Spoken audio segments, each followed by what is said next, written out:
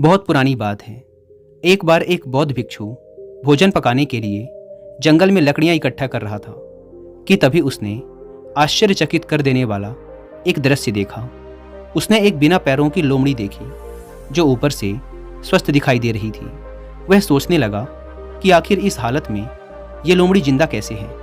इसके तो पैर ही नहीं हैं, फिर ये अपना भोजन कैसे जुटा पाती होगी। वह अपने विचारों में खोया हुआ था कि अचानक किसी बड़े जानवर के आने की आहट मिलने लगी। उसने देखा कि जंगल का राजा शेर उस तरफ आ रहा था। शेर को आता देख भिक्षु जल्दी से एक पेड़ में चढ़ गया और पेड़ पर बैठकर शेर की हरकत को देखने लगा। शेर ने एक हिरण का शिकार कर रखा था और उसे अपने जबड़े में दबाकर लोमड़ी की तरफ चला आ रहा था। उसने लोमड़ी पर हमला नहीं किया, बल्कि उसे खाने के लिए हिरण के मांस का एक टुकड़ा दे दिया और फिर बचे हुए हिरण को दोबारा अपने जबड़े में दबाकर वहां से चला गया। भिक्षु को यह देखकर और भी आश्चर्य हुआ कि शेर लोमड़ी को मारने की बजाय उसे भोजन दे रहा है। भिक्षु मन ही मन बुदबुदाया। उसे अपनी आंखों पर भरोसा नहीं हो पा रहा था। इसीलिए वह अगले दिन फिर उसी पेड़ पर आकर बैठ गया और छिपकर शेर के आने का इंतजार करने लगा। आज भी वैसा ही हुआ। शेर अपने मुंह में एक शिकार दबाकर लाया और उसमें से एक हिस्सा लोमड़ी के सामने छोड़कर चला गया। भिक्षु ने सोचा कि भगवान के होने का इससे बड़ा प्रमाण और क्या हो सकता है। वह जिसे पैदा करता है उसके भोजन का इंतजाम भी करता है। उसने निश्चय किया कि आज से इस लोमड़ी की तरह मैं भी ऊपर वाले की दया पर जीऊंगा। वही मेरे भोजन की व्यवस्था करेगा। यही सोचकर वह एक वीरान जगह पर जाकर बैठ गया। पहला दिन बीता, कोई नहीं आया। दूसरे दिन कुछ लोग आए, पर किसी ने भिक्षुक की ओर नहीं देखा। धीरे धीरे उसकी ताकत खत्म हो रही थी। कुछ दिनों में वह इतना कमजोर हो गया कि वह चल फिर भी नहीं पा रहा था। तभी एक दिन एक महात्मा वहां से गुजरे तो उनकी नज़र उस भिक्षु पर पड़ी। वह एक पत्थर पर पलथी मारे बैठा हुआ था। भिक्षु का पूरा शरीर सूख गया था। महात्मा उस भिक्षु की तरफ गए और उसके वहां बैठने का कारण पूछा तो भिक्षु ने अपनी पूरी कहानी महात्मा को सुनाई और बोला, आप ही बताइए कि भगवान मेरे प्रति इतना निष्ठुर, इतना निर्दयी कैसे हो सकता है। क्या किसी को इस हालत में पहुंचाना पाप नहीं है? महात्मा जी ने कहा, बिल्कुल है, लेकिन तुम इतने मूर्ख कैसे हो सकते हो? क्यों नहीं समझे कि ईश्वर तुम्हें उस शेर की तरह बनते हुए देखना चाहते थे, उस लोमड़ी की तरह नहीं। दोस्तों, जीवन में भी ऐसा ही होता है।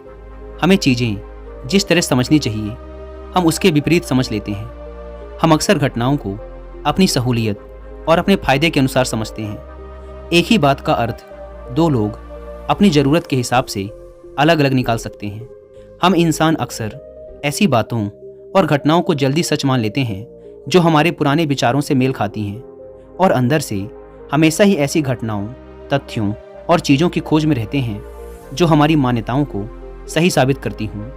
ज़्यादातर लोग अपने आलस्य की वजह से ऐसे कामों को चुनते हैं जहां उन्हें कम से कम मेहनत करनी पड़े, लेकिन फिर ऐसे लोग अपनी क्षमताओं का सही उपयोग नहीं कर पाते। ऐसे लोगों के सपने तो बड़े होते हैं, लेकिन वो अपनी आलस्य और कामचोरी की वजह से कभी भी उन्हें पाने के लिए उचित परिश्रम नहीं कर पाते। ये अपने कंफर्ट जोन में ही फंसे रहते हैं। दोस्तों, सफल होना एक चुनाव है। अपने आलस्य को त्याग अपने सपनों के लिए मेहनत करना एक चुनाव है। अपने समय को बर्बाद करना या उसका सही कामों के लिए उपयोग करना पूरी तरह से हमारी चॉइस है। हम हर रोज अपने लिए क्या चुनते हैं, सब कुछ इसी पर निर्भर करता है। और इसके ऊपर एक बहुत ही अच्छी बुक भी लिखी गई है जिसका नाम है ग्रेट बाय चॉइस। आप इस बुक की हिंदी में बुक समरी भी सुन सकते हैं कुकू एफएम ऐप पर। जिनको नहीं पता तो कुकू एफएम इंडिया का सबसे बड़ा ऑडियो बुक प्लेटफॉर्म है, जहां पर आप हजारों किताबों को ऑडियो बुक और बुक समरी के फॉर्म में सुन सकते हैं, वो भी अपनी मनपसंद लैंग्वेज में। इस प्लेटफॉर्म का ईयरली सब्सक्रिप्शन पड़ता है सिर्फ 399 रुपीज़ का, लेकिन आप में से पहले 250 लोग इसमें भी 200 रुपये बचा सकते हैं अगर आप यूज़ करते हैं कूपन कोड WI200 और आपको ये पड़ेगा सिर्फ 199 रुपीज़ में, वो भी पूरे 1 साल के लिए। ऐप की link description and first comment पर मिल जाएगी।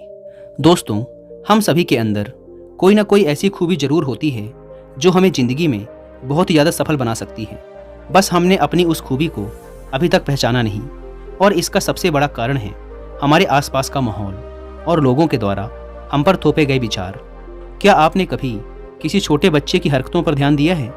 जब बच्चा छोटा होता है तब उसके अंदर किसी दूसरे के विचारों का उतना प्रभाव नहीं होता।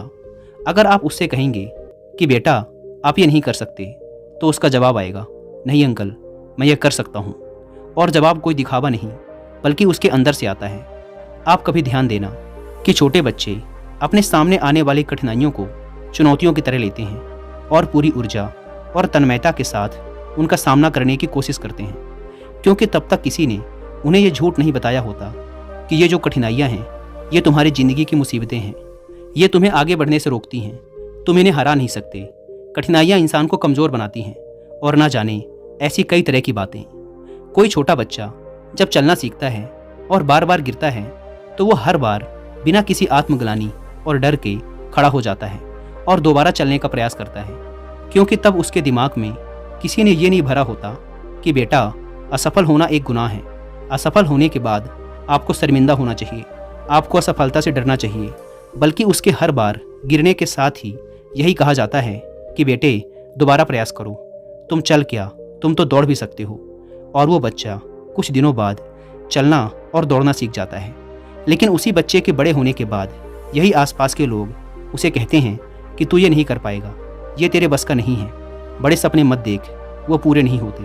और धीरे धीरे वही बच्चा इन बातों को स्वीकार कर लेता है और फिर उन्हीं में से एक बन जाता है। इसीलिए आपको लोगों की नकारात्मक बातों पर ध्यान देने की ज़रूरत नहीं है, बल्कि ज़रूरत है तो खुद पर ध्यान देने की, खुद की काबिलियत को पहचानने की, और यह ध्यान रखने की कि कहीं हम शेर की जगह लोमड़ी तो नहीं बन रहे।